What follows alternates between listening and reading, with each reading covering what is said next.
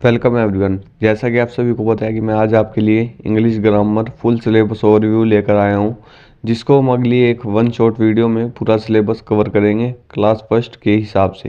Class first English grammar के 14 topic का one shot लेकर आऊँगा और उसमें सिखाऊंगा आपको इंग्लिश ग्रामर। जी हाँ, जिसमें टॉपिक रहने वाले हैं हमारे number 1 alphabet, capital and small letters, number 2 vowels and consonants, number 3 naming words यानी कि नाउन्स, नंबर 4 स्पेशल नेम्स यानी कि proper noun, number 5 one and many जैसे कि सिंगुलर एंड प्लूरल, फिर number 6 he she gender, okay, gender change लेकर आऊँगा, फिर डूइंग वर्ड्स जैसे कि वर्ब्स, फिर डिस्क्राइबिंग वर्ब जैसे कि एडजेक्टिव, फिर ए एन यानी कि आर्टिकल, फिर दिस दैट, फिर इन ऑन अंडर यानी कि प्रेपोजिशन, फिर use of is am are, और फिर सेंटेंसेस, और फिर पंचुएशन जैसे capital letters and full stop. ये सब हम पढ़ने वाले हैं। अगली वन शॉर्ट वीडियो में हम पूरा सिलेबस कवर करेंगे इंग्लिश ग्रामर का। तब तक मेरे साथ बने रहे अपने भाई मोहम्मद कैफ के साथ। Till then take care, bye bye. तो today we are going to complete CBSE class 1 English grammar full syllabus in just 30 minutes with very easy explanation and fun example. So sit properly, take your notebook and let's start learning. जी हाँ, अपनी notebook copy किताब जो भी है लेकर आ जाएं और one shot revision में जो हम बता रहे हैं वैसे वैसे सीखते चले। जी हाँ, इंग्लिश ग्रामर आज आपकी 30 मिनट वन शॉट में कंप्लीट हो जाएगी। आपको घबराने की ज़रूरत नहीं है। मैं आपका भाई मोहम्मद कैफ सदैव आपकी सेवा में तत्पर हूँ। आपको इंग्लिश कैसे ऐसे टॉपिक आज सिखाने वाला हूँ आप ज़िंदगी भर नहीं भूलोगे। जी हाँ, आप ज़िंदगी भर नहीं भूलोगे। और आज हम इंग्लिश ग्रामर के वह सभी टॉपिक अल्फ़ाबेट से शुरू ले करेंगे और लास्ट तक सेंटेंस वगैरह सब कुछ, आर्टिकल, कॉन्सोनेंट्स और एक आधा टॉपिक और जो आपको टफ लगता है वह शुरू करेंगे। सबसे पहले हम अल्फ़ाबेट्स की बात करते हैं। अल्फ़ाबेट्स क्या होते हैं? अल्फ़ाबेट्स होते हैं हमारे A to Z, जैसे कि ABCDEFGHIJKLMNOPQRSTUVWXYZ।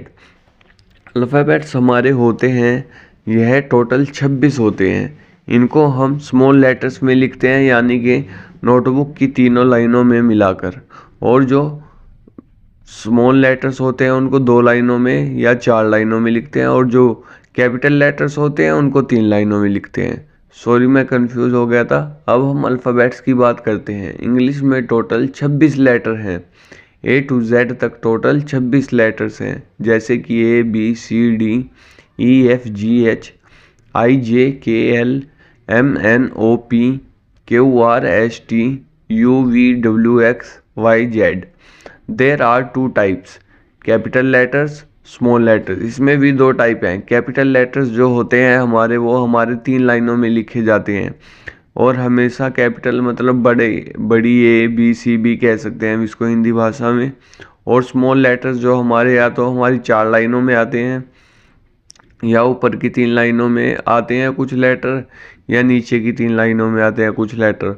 और जो कुछ लेटर होते हैं वह 4 लाइनों में आते हैं, और कुछ लेटर जो होते हैं वो 2 ही लाइनों में आते हैं, उनको स्मॉल लेटर बोलते हैं। एग्जाम्पल के लिए A फॉर एप्पल, बड़े A से Apple. B for ball, ball का B कैपिटल आ जाएगा, A स्मॉल लेटर, और डबल L भी स्मॉल होगा लेकिन वह तीनों ही लाइनों में आएगा। C फॉर कैट, कैट में C कैपिटल आ जाएगा, A स्मॉल, और फिर दोबारा स्मॉल कैपिटल T आ जाएगा। तो ऐसे ही हमने कैपिटल लेटर्स को लर्न करना है। जी हाँ, capital letters are used at the beginning of sentence, यानी कि सेंटेंस की शुरुआत में कैपिटल लेटर्स का प्रयोग होता है। फॉर नेम्स, और नेम्स के लिए भी यूज़ होता है, जैसे मेरा ही नाम है मोहम्मद कैफ। मोहम्मद कैफ में M कैपिटल है, कैफ में K कैपिटल है, यानी कि किसी भी नेम का पहला अक्षर कैपिटल होता है। जी हाँ, किसी भी नेम का पहला अक्षर कैपिटल होता है अगर हम बात करें कैपिटल लेटर्स की। जी हाँ, eight the beginning of sentence और फॉर नेम्स जो कि पॉपुलर नेम्स होते हैं। फिर हम बात करते हैं वोवल्स एंड कॉन्सोनेंट्स की। There are 5 vowels. वोवल्स क्या होते हैं मैं उनको बता रहा हूँ पहले। A, E, IOU। वोवल्स होते हैं 5 हमारे इंग्लिश में। इंग्लिश ग्रामर में हमारे 5 वोवल्स होते हैं, जैसे कि AEIOU। ऑल अदर्स और अदर लेटर्स आर कॉन्सोनेंट्स। सिर्फ 5 लेटर्स को छोड़ के इन वोवल्स को बाकी सभी कॉन्सोनेंट्स होते हैं। इनका यूज़ मैं आगे आपको आर्टिकल्स में भी बताऊंगा कि AN कहाँ लगता है। Example APPLE apple. आ इज वोवल। अ इज वोवल। जैसे कि एप्पल है, एप्पल में ए से शुरुआत हुई है इसकी, तो A is vowel. B for ball. Ball, ball में भी क्या है, कॉन्सोनेंट, क्योंकि मैंने आपको 5 ही वोवल्स बताए थे, AEIOU। इजी ट्रिक याद करने की, AEIOU वोवल है, अदरवाइज बाकी जो बचे हुए हैं वो सब कॉन्सोनेंट हैं। जी हाँ, AEIOU वोवल्स हैं, बाकी सब कॉन्सोनेंट हैं। जैसे कि मैंगो, मैंगो कॉन्सोनेंट है, मैंगो में M से शुरुआत हो रही है। एलिफेंट, एलिफेंट में E से स्टार्टिंग हुई है, तो E क्या है हमारा, वोवल। जैसे कि आइसक्रीम, आइसक्रीम में I से स्टार्ट हुई है, तो I क्या है हमारा, वोवल। ऑरेंज, ऑरेंज में O से शुरुआत हुई है, तो O क्या है हमारा, वोवल। अम्ब्रेला, अम्ब्रेला में U से स्टार्टिंग हुई है, तो अम्ब्रेला क्या है हमारा, वोवल। नेस्ट, नेस्ट AEIOU से शुरुआत नहीं है, N से शुरुआत है, तो वो क्या हुआ, कॉन्सोनेंट। जी हाँ, अब हमने इजी वे में वोवल और कॉन्सोनेंट का कंसेप्ट सीख लिया है। अब मैं आपको सिखाने वाला हूँ naming words. Naming words in the sense noun. Noun क्या होता है, naming words are called nouns. जैसे कि किसी व्यक्ति, वस्तु, स्थान, जाति या भाव के नाम को संज्ञा कहते हैं, वैसे ही संख्या को इंग्लिश में नाउन कहते हैं। जैसे कि naming words are called noun, जैसे कि दे नेम पर्सन। जैसे कि कोई पर्सन है, यानी कि कोई बॉय या कोई टीचर, ये सब क्या है, नाउन। कोई प्लेस है, जैसे कि स्कूल, पार्क, ये सब क्या है, नाउन। जैसे कि कोई एनिमल है, जैसे कि डॉग, कैट, ये सब क्या है, नाउन। जैसे कि कोई चीज़ है, थिंग, यानी कि कोई चीज़ है, जैसे कि बुक, टेबल, ये सब क्या है, noun. Riya is a girl. Riya is a girl. Riya क्या है इसमें, रिया क्या है इसमें, बोलो बच्चों, कमेंट में बोलो। Riya is noun. Riya is noun. और गर्ल क्या है इसमें, noun. School is big. School क्या है इसमें, स्कूल क्या है इसमें, नाउन। स्कूल इसमें हो गया नाउन। जैसे कि रिया इज़ अ गर्ल, रिया इसमें हो गई नाउन। गर्ल इसमें हो गई नाउन। स्कूल इसमें हो गया, स्कूल इज़ बिग, स्कूल क्या हो गया, नाउन।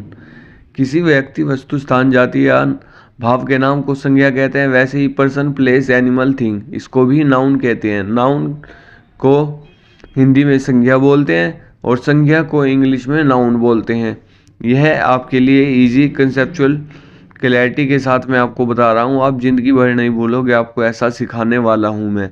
आप हमेशा ज़िंदगी भर कभी नहीं भूलोगे, ऐसा कंसेप्ट आपके दिमाग में बिठा दिया जाएगा। जी हाँ, आप ज़िंदगी भर नहीं भूलने वाले। अब हम सीखने वाले हैं स्पेशल नेम्स, जैसे कि proper noun. Special names are called proper nouns. जैसे कि they always start with capital letters. Example Riya, Riya R capital आ गया था, मैंने कहा था कुछ नेम कैपिटल लेटर से स्टार्ट होते हैं, जैसे कि रिया, दिल्ली, इंडिया, ये सब क्या है, स्पेशल नेम्स है। ये प्रॉपर नाउन हो गए हमारे। दिल्ली हमारा क्या है, प्रॉपर नाउन। दिल्ली हमारा प्रॉपर नाउन। इंडिया हमारा प्रॉपर नाउन, सभी लेटर्स कैपिटल, INDIA, वो हो गए हमारे प्रॉपर नाउन। एग्जाम्पल सेंटेंस है, जैसे कि रिया लाइव इन दिल्ली, वैसे ही दे रहा हूँ मैं आपको example. Riya live in Delhi. Delhi is our capital. India is our nation. India is our nation. India क्या है हमारा, स्पेशल नेम, यानी कि प्रॉपर नाउन, INDIA। कभी ऐसे कुछ स्मॉल लेटर्स में तो लिखे हुए देखा, USA, ये हमारा क्या है, special name, proper noun. USA, United state of America, ये हमारा स्पेशल नेम है। ये हमारा स्पेशल नेम है। जी हाँ, ये हमारा स्पेशल नेम है। अब हम सीखने वाले हैं वन एंड मैनी। जी हाँ, अब हम सीखने वाले हैं हमारा fifth topic one and many, यानी कि सिंगुलर और प्लूरल। जो कोई सिंगल वस्तु होती है यानी कि कोई एक ही चीज़ होती है उसे सिंगुलर कहते हैं। जैसे कि वह सिंगुलर है। जैसे कि मैं सिंगुलर हूँ। मोर देन वन प्लूरल होते हैं, यानी कि एक से ज़्यादा को बोलते हैं प्लूरल। एग्जाम्पल, एक बुक है वो तो हो गई सिंगुलर, वो एक है, और एक से ज़्यादा हो गई बुक्स, वो हो गई प्लूरल। ऐसे ही एक बिल्ली यानी कि कैट, वो सिर्फ सिंगुलर है। कैट का ऑपोजिट क्या है? कैट्स। कैट का ऑपोजिट ऐसे ही प्लूरल के माध्यम से कैट्स, तो कैट्स हो गई प्लूरल, और सिर्फ एक कैट वो हो गई सिंगुलर। बस यानी कि सिंगुलर, एक बस है यानी कि सिंगुलर, और एक से ज़्यादा है यानी कि बसेस, वो हो गई प्लूरल। जी हाँ, रूल ऐड कर लो, मतलब एस और ई एस ऐड हो गया तो वो बन जाता है प्लूरल। जैसे कि कैट्स, बसेस, कैट्स में एस ऐड हुआ तो वो बन गई प्लूरल। बस में ई एस ऐड हुआ, बसेस बन गई। तो ये सिंगुलर और प्लूरल का कंसेप्ट था हमारा। यह बच्चों बहुत इजी कॉन्सेप्ट है। इंग्लिश ग्रामर बहुत इजी है अगर आप समझ कर अच्छे तरीके से करें। अगर आप समझ कर अच्छे तरीके से करें। अब मैं आपको ही और शी का यूज़ सिखाने वाला हूँ। ही और शी, यानी कि ही हमेशा बॉय के साथ लगता है, शी हमेशा गर्ल के साथ लगता है। जैसे कि ये जेंडर वाइज होता है, मतलब ही इज़ अ बॉय, वह लड़का है। शी इज़ अ गर्ल, वह लड़की है। मतलब शी हमेशा गर्ल्स के साथ यूज़ होगा और ही हमेशा बॉयज़ के साथ। जैसे फादर है तो उनके साथ ही, मदर है तो उनके साथ she. Example, Rohan is a boy, he is playing. Rohan is a boy, he is playing. Rohan लड़का है, वह खेल रहा है, तो उसके साथ लगा ही। Riya is a girl, she is dancing. Riya girl है, वह डांस कर रही है, उसके साथ लगा शी। जैसे कि राजू इज़ अ बॉय, उसके साथ ही इज़ प्लेइंग। राजू लड़का है और वो खेल रहा है।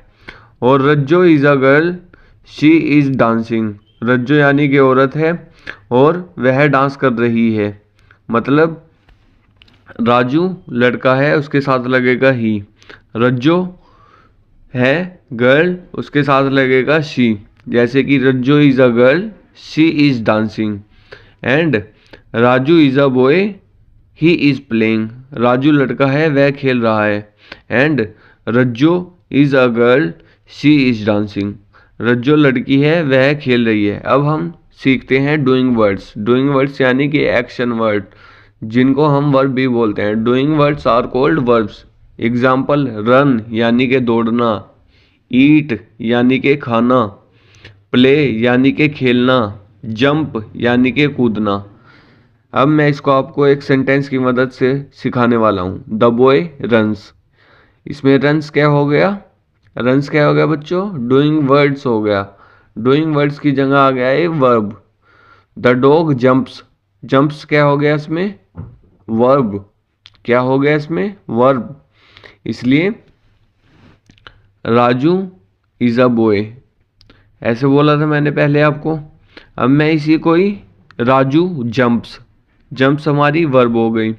रज्जो प्लेइंग और रज्जो जंप्स, रज्जो जंप्स, रज्जो जंप्स। जंप्स क्या हो गया? वर्ब।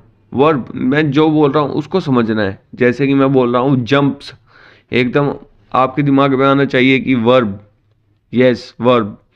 ऐसे ही आपको एकदम समझ जाना है। Raju jumps, the boy runs. Runs हो गया आपकी वर्ब। ऐसे ही प्ले, ईट, जंप, रन, ये सब हमारी वर्ब होती हैं। ये सब हमारी क्या होती हैं? वर्ब। राजू ईट, रज्जो प्ले, राजू जंप, रज्जो रन, रन हमारी वर्ब, पहले मैं नेम लूँगा फिर वर्ब, मतलब वो क्या कर रहे हैं। ऐसे ही आपको अब मैं सिखाने वाला हूँ डिस्क्राइबिंग वर्ड्स यानी कि एडजेक्टिव्स, आपके एडजेक्टिव सिखाने वाला हूँ। डिस्क्राइबिंग वर्ड्स आपके क्या होते हैं, एडजेक्टिव्स, ADJECTIVES, एडजेक्टिव्स। आप इनको बोलते हैं एडजेक्टिव्स, मैं भी पहले ही एडजेक्टिव बोलता था। Describing words tell us more about nouns, ये हमें नाउन्स के बारे में बताते हैं। डिस्क्राइबिंग वर्ड्स हमें किसके बारे में बताते हैं, नाउन्स के बारे में। Example, big dog, big dog, ये हमारे हो गए एडजेक्टिव्स, ये हमें बताते हैं नाउन के बारे में। बिग यानी कि बिग डॉग, बिग यानी कि बड़ा कुत्ता, ये हमारा हो गया डिस्क्राइब कर रहा है ना ये कुत्ते को, तो ये हो गया एडजेक्टिव। रेड बॉल, ये बॉल को डिस्क्राइब कर रहा है यानी कि बॉल लाल है। रेड बॉल, ये बॉल को डिस्क्राइब कर रहा है यानी कि बॉल लाल है। स्वीट मैंगो, स्वीट मैंगो यानी कि मैंगो मीठा है।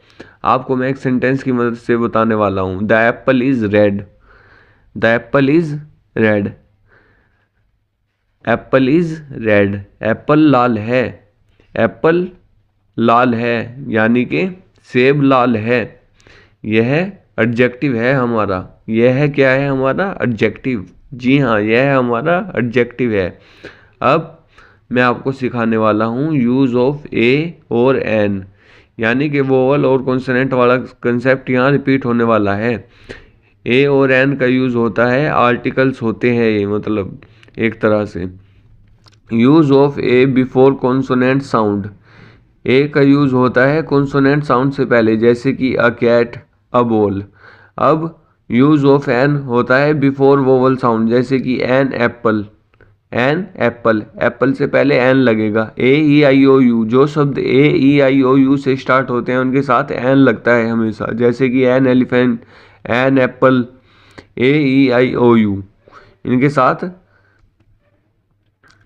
एन लगता है। जैसे कि ए लगेगा आ राजू, आ रज्जो, ये आ रज्जो में आर से स्टार्ट हो रहा है तो वह हो गया आपका कॉन्सोनेंट्स। और आ राजू, आर कॉन्सोनेंट, AEIOU नहीं है इसमें तो इसके साथ एन नहीं लगेगा। If word start with AEIOU, आपने एक दिमाग में बात याद रख लेनी है, if word start with AEIOU alphabet, use of an is compulsory, वहाँ पर कंपल्सरी हो जाएगा एन का लगाना। जी हाँ, एन का लगाना वहाँ पर कंपल्सरी हो जाएगा। जी हाँ, इसको नोट करते चले बच्चों, यह आपके लिए बहुत यूज़फुल होने वाला है। अब मैं आपको बता रहा हूँ AEIOU, एन एप्पल, एप्पल ए से स्टार्ट हुआ है। ई, एन एलिफेंट, एलिफेंट ई से स्टार्ट हुआ है तो इसके शुरू में लगाया हमने an. An ice cream, ice cream I से स्टार्ट हुई है तो इसके साथ लगाया एन। एन ऑरेंज, ऑरेंज के साथ एन लगेगा हमेशा। क्यों, क्यों लगेगा, क्योंकि वो वोवल साउंड है। AEIOU। An umbrella, umbrella you से स्टार्ट हुआ है तो ये वोवल है हमारा। अब हम बात करते हैं दिस और दैट के यूज़ की। दिस और दैट का यूज़ कहाँ होता है।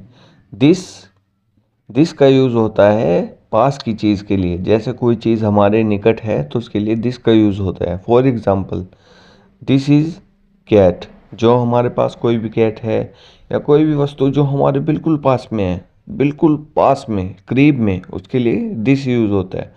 और दैट के लिए, दैट का यूज़ होता है फार के लिए, जो हमसे दूर है, मतलब फार अवे, मतलब हमसे दूर है, जैसे कि 6 फीट की दूरी पे, 60 फीट की दूरी पे, 70 फीट की दूरी पे, इतनी दूरी पे, मतलब ऐसे ऐसे एग्जाम्पल ले सकते हैं हम। दिस का यूज़ होता है निकट की चीज़ के लिए और दैट का यूज़ होता है दूर की चीज़ के लिए। फॉर एग्ज़ाम्पल, मैं कहूँ दिस इज़ माई कैट, ये मेरी बिल्ली है। और अगर मैं कहूँ दैट इज़ आवर कार, वो हमारी कार है, दैट इज़ आवर कार, वो हमारी कार है। दिस और दैट में बस यही डिफरेंस है, दिस का यूज़ होता है पास की चीज़ के लिए, पास की चीज़ को इलेबोरेट करने के लिए, और दैट का यूज़ होता है जो हमसे दूर है, मतलब जो हमसे दूर है उसके लिए बस दैट का यूज़ होगा। दूरी में दैट, निकट में दिस। ओके, अब हम बात करते हैं अंडर, इन और ऑन का यूज़ कहाँ होता है, यानी कि अंडर का यूज़ कहाँ होता है, इन का और ऑन का, यानी कि बेसिक सी आपकी प्रेपोजिशन। जैसे कि अगर कोई चीज़ किसी सब्जेक्ट या ऑब्जेक्ट के नीचे है तो उसके लिए अंडर यूज़ होता है, और अगर कोई चीज़ किसी चीज़ में है मतलब बॉक्स वगैरह में तो उसके लिए इन यूज़ होता है। अगर कोई चीज़ किसी चीज़ के ऊपर है तो उसके लिए ऑन यूज़ होता है। जैसे कि the ball is under the bed, यानी कि वो बेड के नीचे है। The ball is under the bed. और इसी के साथ अब मैं दूंगा आपको इन का उदाहरण। The toys are in the box, यानी कि खिलौने किस में है, डिब्बे में, बॉक्स में। हिंदी इंग्लिश मीडियम के हिसाब से दोनों को बता रहा हूँ मैं। खिलौने किस में है, डब्बे में और डिब्बे में। कुछ लोग इसको डब्बा कहते हैं, कुछ डिब्बा कहते हैं। उस हिसाब से मैं इलाबोरेट करके आपकी अपने स्टूडेंट्स के साथ फ्रेंडली रहकर मैं आपको सिखाने वाला हूँ। और इसी प्रकार से the doll is on the bed, यानी कि गुड़िया बेड पर है। The doll is on the bed. हम इमेज देख के इजीली पता लगा सकते हैं कि क्या हो रहा है, क्या चीज़ है, किस चीज़ की बात हो रही है। इन और अंडर आप समझ गए होंगे। अब हम शुरू करते हैं अपना इज़ एम आर का यूज़। इज़ एम आर, आई के साथ हमेशा एम लगता है, ही शी इट के साथ हमेशा इज़ लगता है, यू वी दे के साथ हमेशा आर लगता है। For example, I am happy, मैं हैप्पी हूँ, मैं खुश हूँ। ओके, इसके साथ लगेगा आई आ गया तो इसके साथ लगेगा am. She is dancing, he she it के साथ मैंने क्या बोला था, इज़ लगेगा तो शी इज़ डांसिंग। क्या इसको ऐसे लिख सकते हो सी आर डांसिंग? नो, वो एक है, सिंगुलर है। और दे, वी और यू के साथ लगता है हमेशा are. For example, they are playing, वह खेल रहे हैं या वे खेल रहे हैं। तो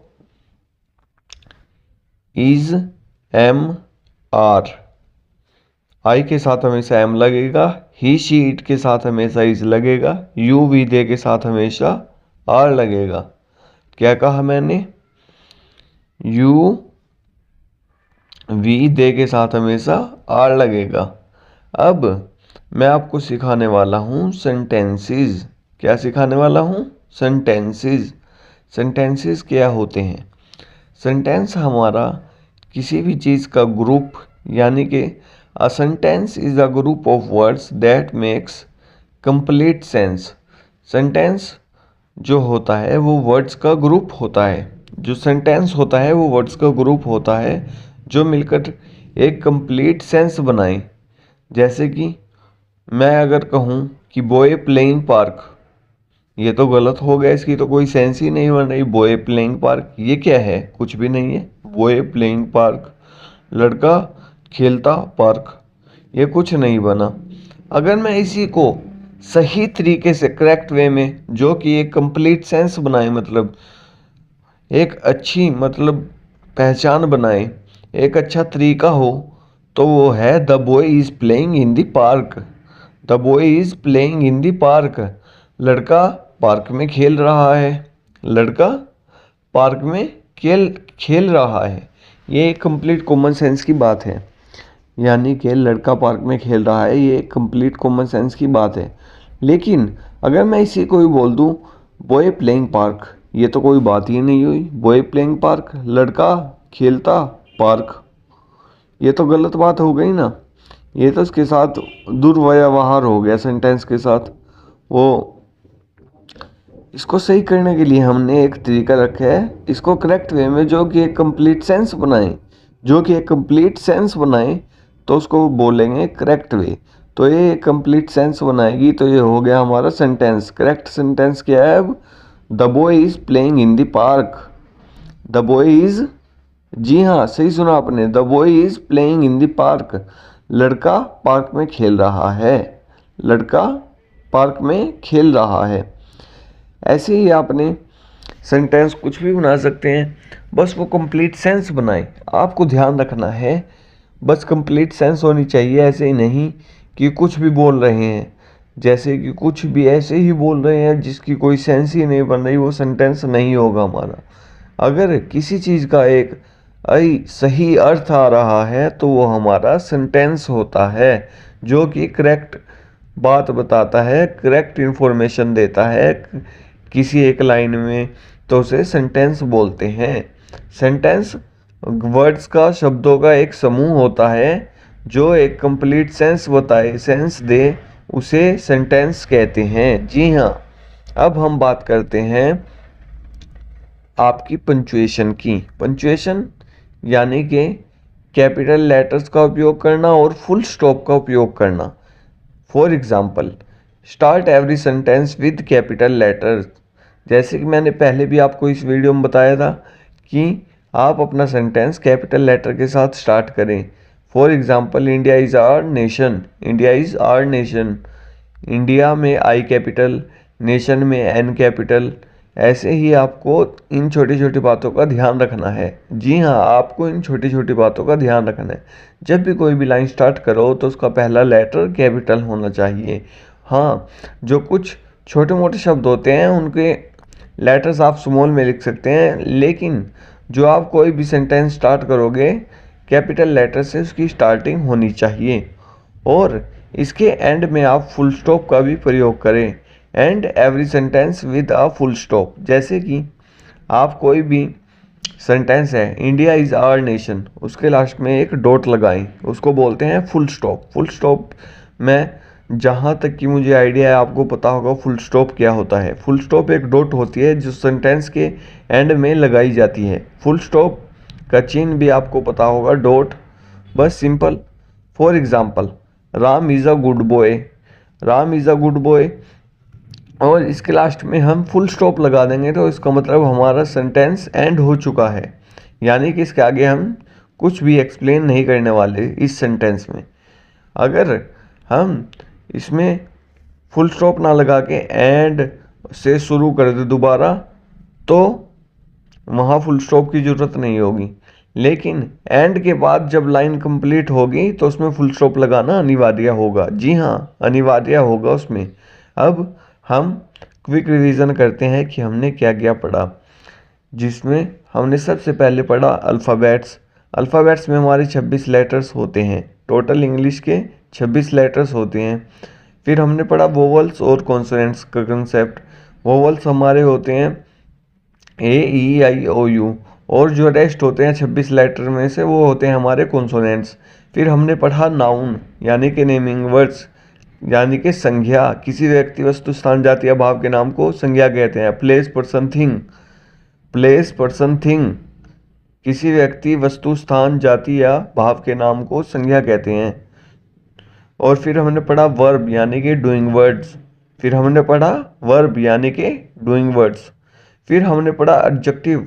एडजेक्टिव यानी कि डिस्क्राइबिंग वर्ड, जो किसी पर्टिकुलर चीज़ को डिस्क्राइब करते हैं अच्छे से, जैसे कि बिग है, ऐसे।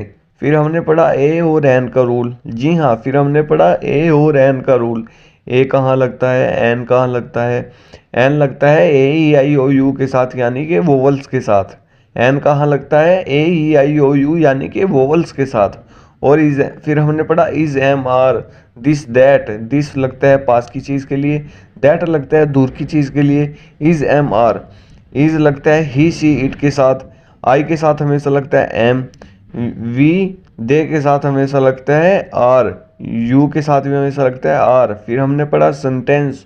सेंटेंस में कैपिटल लेटर से स्टार्टिंग होती है और फुल स्टॉप से एंड होता है। पंचुएशन में और सेंटेंस में हमने यही सीखा। ये हमारी बेसिकली फर्स्ट क्लास की इंग्लिश ग्रामर में हमने वन शॉट में सब कुछ सीख लिया है। इसमें हमने सब कुछ सीख लिया वन शॉट में, और इसमें हमने सारा सिलेबस कंप्लीट कर दिया जो हमने आपको टाइम टेबल में दिया था आपके भाई मोहम्मद कैफ ने। मैं आपका भाई मोहम्मद कैफ आपके लिए सदैव आपकी सेवा में तत्पर रहूँगा। हिंदी इंग्लिश मीडियम के सभी बच्चे मेरे चैनल से पढ़ सकते हैं। मैं आपके लिए हमेशा सदैव आपकी सेवा के लिए तत्पर रहूँगा। Today we completed CBSE class first English grammar full syllabus. Practice daily, read small sentences और इस वीडियो को बार बार रिवाइज करें। If you like this class revise again and practice lot. Practice worksheet जो आपकी स्कूल से प्रैक्टिस करने के लिए वर्कशीट मिली हुई है, इस वीडियो को देख देख के सीख के उसको फिल करें। See you in the next class. Till then take care, bye bye. और कमेंट में यह लिखना ना भूलें कि आपकी नेक्स्ट वीडियो किस टॉपिक पे बनाएं। आशा करता हूँ कि आपको ये वीडियो पसंद आई होगी, आपको इंग्लिश ग्रामर इजी लगी होगी। आपको मैंने छोटे छोटे कंसेप्चुअल वे में सब कुछ समझाया है, क्लियर वे में। मैं आपका भाई मोहम्मद कैफ सदैव आपकी सेवा में तत्पर रहूँगा। नेता नहीं बेटा जो अपने देश को पढ़ाएगा आगे बढ़ाएगा। जी हाँ, नेता नहीं बेटा जो अपने देश को आगे बढ़ाएगा और अपने देश की इकोनॉमिक ग्रोथ और हर चीज़ में चार चांद लगाएगा। धन्यवाद।